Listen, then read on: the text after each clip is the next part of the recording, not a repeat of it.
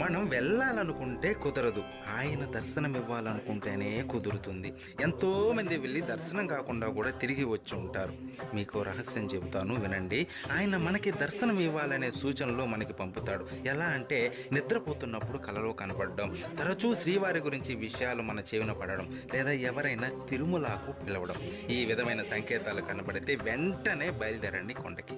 కానీ ఒక్క విషయం, అక్కడ మనం దర్శించుకునేది మామూలు విగ్రహం కాదు, సకల జగత్తును నడిపే శక్తి స్వరూపం, బ్రహ్మాది దేవతలు దర్శించుకునే విరాట్ స్వరూపం అది. విగ్రహ రూపంలో కనిపించి భ్రమింపజేసే శ్రీవారి రూపం అది. చక్రవర్తులు, సామంతులు ఆయన దర్శనం కోసం బంగారు వాకిలి ముందు పడిగాపులు కాశారు. అటువంటి స్వామి దర్శనం పూర్వజన్మ సుకృతం. ఇలాంటి ఎన్నో వీడియోలు మన ఛానల్లో ఉన్నాయి. సబ్స్క్రైబ్ చేసుకొని వాటన్నిటినీ వినండి. శ్రీవారి దర్శనం మీరు ఎన్నిసార్లు చేసుకున్నారో కామెంట్ చేయండి. ఓం నమో వెంకటేశాయ.